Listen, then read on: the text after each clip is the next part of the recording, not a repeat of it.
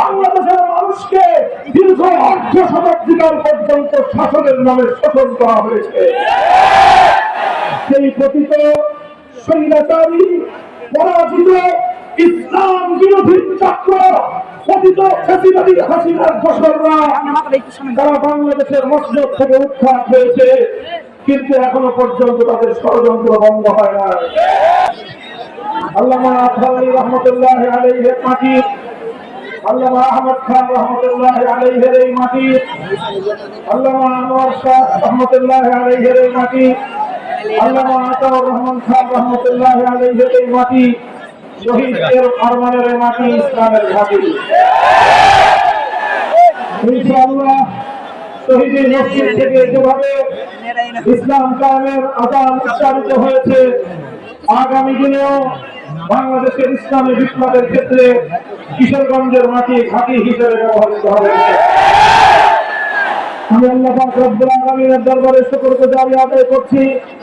এই মহান রব্বুল আলামিন বাংলাদেশের মানুষের বুকের উপর জগদ্দল পাথরের মতো চেপে বসা সময়ের নব্য ফেরাউন স্বৈরাচারী ফ্যাসিবাদী জালিমশাহী শেখ হাসিনার সরকারকে উৎখাত করে দিয়ে এদেশের মানুষকে মুক্ত আকাশে নিঃশ্বাস গ্রহণ করার সুযোগ দিয়েছেন। আল্লাহুম্মা লাকাল হামদু ওয়া লাকাশ শুকর। আজকের এই সুবর্ণ সময়ে বিজয়ের লগনে স্মরণ করছি পুণ্যাত্মা ওই সকল বীর শহীদদেরকে যাদের রক্ত এবং শাহাদাতের মাধ্যমে আজকে বাংলাদেশ তার স্বাধীনতা পেয়েছে। 2009 সালের দেশপ্রেমিক সেনা কর্মকর্তা, 2013 সালের শাপলা সেক্টরের বীর শহীদান, 2013 সালের আল্লামা সাঈদী রহমতুল্লাহি আলাইহির বিরুদ্ধে মন গড়া কল্পিত মৃত্যুদণ্ডের রায়ের প্রেক্ষিতে শাহাদাত বরণকারী কোরআন প্রেমিক জনতা 2021 সালে বাংলাদেশের স্বাধীনতার সুবর্ণ জয়ন্তী উদযাপনকালে মুসলমানদের খুনি নরেন্দ্র মোদীর আগমনের বিরুদ্ধে প্রতিবাদ জানিয়ে শাহাদাত বরণকারী হেফাজতে ইসলামের বীর শহীদদেরকে আর সর্বশেষ 2024 সালের জুলাই এবং আগস্ট মাসে বৈষম্যের বিরুদ্ধে সংগ্রাম করতে গিয়ে ফ্যাসিবাদ উৎখাত করতে গিয়ে শাহাদাত বরণকারী আমার জামাল কামাল ছাত্র ভাইয়েরা এবং 3 বছরের শিশু থেকে শাহাদাত বরণকারী বাংলা আবার যুদ্ধ জনতা যাদের রক্তের উপর আজকে বাংলাদেশ দ্বিতীয়বারের মতো স্বাধীনতা অর্জন করেছে। ফ্যাসিবাদ মুক্ত এই বাংলাদেশে আমরা গোটা বাংলাদেশবাসীকে অভিনন্দন জানাই।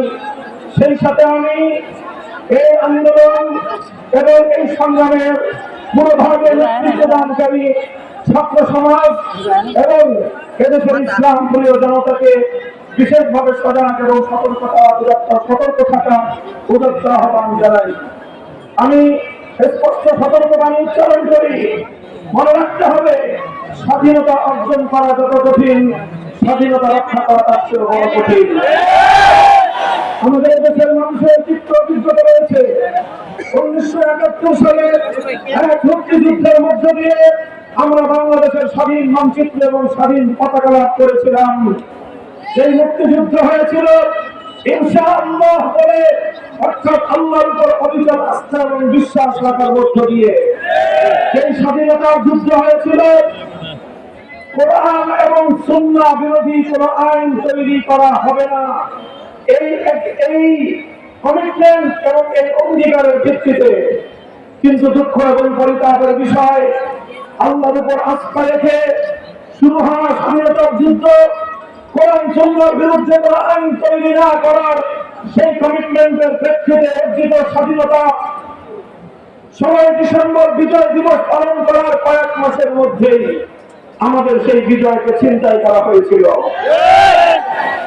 পার্শ্ববর্তী আরেকটি রাষ্ট্র তার নিজ দেশের সংবিধানের মূলনীতিগুলোকে একটি প্রেসক্রিপশনের মাধ্যমে একটি দল সরকার প্রতিনিধির মধ্য দিয়ে বাংলাদেশের মানুষের ইচ্ছা এবং অভিপ্রায়ের বিরুদ্ধে বাংলাদেশের হাজার বছরের ইতিহাস এবং ঐতিহ্যকে ধূপায় জ্বলিত করে সেই ভিনদেশী আরেক দেশের প্রেসক্রিপশনের আলোকে ৭১ মুক্তিযুদ্ধের চেতনা পরিপন্থী একটি সংবিধান প্রণয়ন করার মধ্য দিয়ে বাংলাদেশের মানুষকে দীর্ঘ অর্ধ শতাব্দীকাল পর্যন্ত শাসনের নামে শোষণ করা হয়েছে।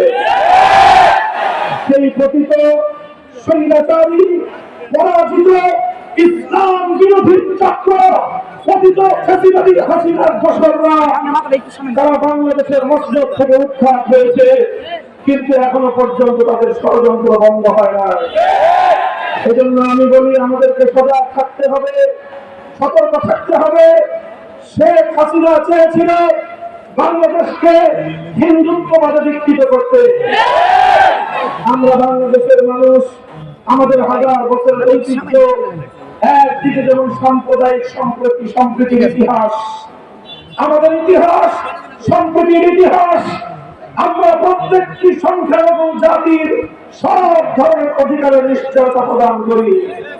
হিন্দু, বৌদ্ধ, খ্রিস্টান সহ যত সংখ্যালঘু সম্প্রদায় রয়েছে তাদের ব্যক্তিগত যানবাহনের নিরাপত্তা, অর্থনৈতিক এবং ব্যবসায়িক নিরাপত্তা এবং তাদের নিজ নিজ উপাসনালয়ে যার যার ধর্ম পালনের নিরাপত্তা এবং নিশ্চয়তা বাংলাদেশের হাজার বছরের ঐতিহ্য। কিন্তু আমরা লক্ষ্য করেছি বিগত ফ্যাসিস্ট আমলে তারা বারবার সংখ্যালঘুদেরকে নিয়ে নাটক সাজিয়েছে। রাতের বেলায় শেখ হাসিনার দোসররা কাল নাগিনী হয়ে সংখ্যালঘুদেরকে ছবল মারত, আবার দিনের আলোতে ওঠা হয়ে তারা থাকতে আসত। 5ই আগস্টের পর এখন আর ওই নাটকের নায়ক নায়িকারা নাই। এই জন্য বাংলাদেশে আর কোন সংখ্যালঘু নির্যাতন নাই। সংখ্যালঘু ভাইরা আপনারা মনে রাখবেন, এই হাসিনা এবং তার দোসরেরা তারা আপনাদের কল্যাণ চায় না, আপনাদেরকে তাদের রাজনীতির হাতিয়ার বানাতে চায়। আপনারা আর এই হাসিনা এবং তার দোসরদের উপর যদি রাখেন আপনারা নিজেরাই গোলাম মারবেন। নতুন বাংলাদেশ গড়ার পথে এদেশের 90% মুসলিম জাতিসত্তার সদস্যদের সাথে আপনাদেরকে আমরা আমন্ত্রণ জানাই। আসুন আমরা একটি সম্প্রীতির বাংলাদেশ গড়ে তুলি। এই বাংলাদেশে কোনো সাম্প্রদায়িক হানাহানি থাকবে না। এই বাংলাদেশে কোনো ফ্যাসিবাদের জায়গা হবে না। এই বাংলাদেশে আর কোনোদিন কোরআনের কোনো মাহফিলে 144 জারি হবে না। এই বাংলাদেশে আর কোনো কোরআনের মাহফিলে বাধা দেওয়া হবে না। বাংলাদেশে কোনো আমাকে নির্যাতন করা হবে না। বাংলাদেশে আল্লাহ নবীর ইজ্জতের দাবি তুলে আর কাউকে বুলেট দিতে হবে না। বাংলাদেশে বৈষম্যের বিরুদ্ধে স্লোগান তুলে আর কোন ছাত্রকে কলম দিতে হবে না। আমরা গড়ে তুলতে বৈষম্যহীন সেই বাংলাদেশ। মনে রাখতে হবে, প্রকৃত স্বৈরাচারের দোসরেরা এখনো পর্যন্ত বাংলাদেশের বিভিন্ন জায়গায় ঘাটতি মেরে আছে। প্রশাসনের মধ্যে কিছু লোক তাদের এখনো পর্যন্ত ষড়যন্ত্রের জাল বুনছে। প্রফেসর ডক্টর ইউনূস সাহেবের নেতৃত্বাধীন অন্তর্বর্তীকালীন সরকারকে আমি সতর্ক করতে চাই। মনে রাখবেন, আমরা এদেশের ইসলামপন্থী আলেম সমাজ, এদেশের ওলামায়ে কেরাম, হেফাজতে ইসলাম, বাংলাদেশ খেলাফত মজলিস সহ আমরা যারা আছি, আমাদেরকে যদি কেউ মনে করে আমরা দূরে এসে জুড়ে বসেছি, ভুল করবেন। আমরা এদেশের ভারতীয় হিসেবে থাকি না। আমাদের বক্তব্যের থেকে না মালিকানা শিখতে হবে। কেউ আমাদেরকে ফুটপাত দিয়ে উড়িয়ে দিতে চাইলে আমরা তাদেরকে দাঁড়িয়ে থাকবো।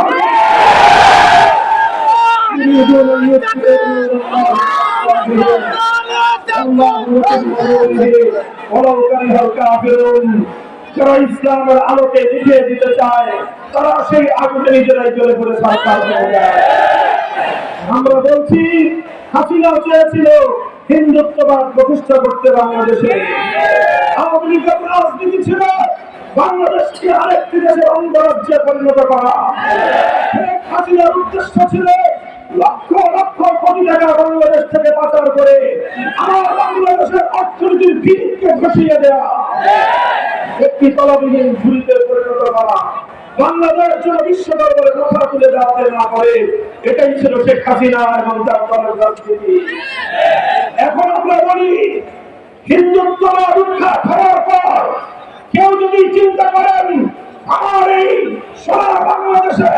শাহজালাল শাহ আব্দুল খানকে আমাদের বাংলাদেশে নাস্তিকবাদ প্রচার করবেন, নাস্তিকবাদ আমদানি করবেন, আপনাদের সঙ্গে অয়নে লড়াই হবে।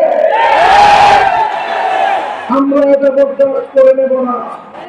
আমার আগামী প্রজন্ম, আমার সন্তানেরা রাষ্ট্রীয় কলেজে আমাদের স্কুলগুলোতে পড়াশোনা করবে।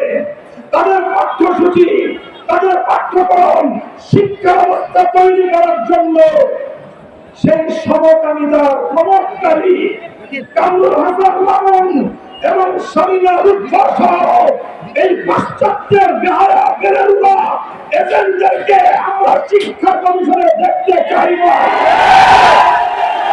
আমরা ইসলামী শিক্ষাবিদদের সমন্বয়ে শিক্ষা কমিশন দেখতে চাই। আমাদের এই শান্তিপ্রিয় কথা যদি সর্বপাত না করা হয়, এরপরে আমরা প্রয়োজনে আমরা আন্দোলন করব, রাজপথে নামব, প্রয়োজনে শাপলা চত্বরে যাব, আমাদের রক্তের মাধ্যমে কারবার তৈরি হবে। বাংলাদেশে সমকামিতা আমদানি করতে দেওয়া হবে না। মেডিকেল রেপ নামে বৈবাহিক ধর্ষণ, নাম দিয়েছে বৈবাহিক ধর্ষণ আর জোরপূর্বক গর্ভধারণ, এগুলোকে মানবতা বিরোধী আইনে সংযুক্ত করে তারপরে আল্লাহ প্রদত্ত পরিবারগুলোর উপর স্বামীদের অধিকারকে খর্ব করে প্রত্যেকটি ঘরে ঘরে প্রত্যেকটি দম্পতির মধ্যে তারা অশান্তির আগুন প্রজ্বলিত করতে চায়। এই সকল বিষয়গুলোকে যদি আপনারা বন্ধ করতে না পারেন, এনজিওদেরকে বলি অর্থনৈতিক সেক্টরে কাজ করবেন, ভালো কথা। ধর্মীয় অঙ্গনে যদি কেউ হাত তুলতে চায়, সে হাত আমরা ভেঙে গুড়িয়ে দেব।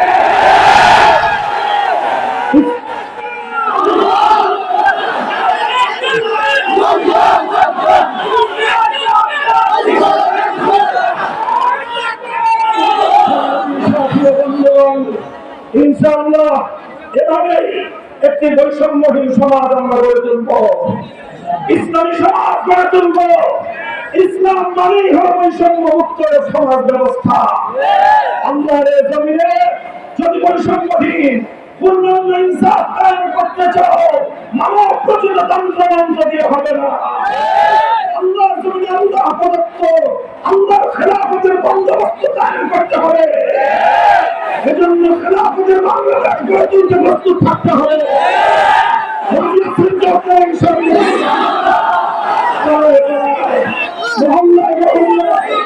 প্রত্যেকটি উপজেলায় থানায় ইউনিয়নে ওয়ার্ডে ওয়ার্ডে বাংলাদেশ খেলাফত মজলিস, যুব মজলিস, ছাত্র মজলিসের দুর্গ করে তুলতে হবে। মওলানা খালিদ রহমতুল্লাহ এই পূর্ণভূমি থেকে ইনশাআল্লাহ ইসলামের যে যাত্রা শুরু হয়েছে, আমরা সেই যাত্রাকে গন্তব্য পর্যন্ত পৌঁছে দেব ইনশাআল্লাহ। আগামী দিনে খেলাফত প্রতিষ্ঠানের সংগ্রামে থাকবেন তো আমাদের সাথে। যদি আমরা ইসলামের হেফাজতের জন্য করে যেতে হয়, সরকারকে বলবো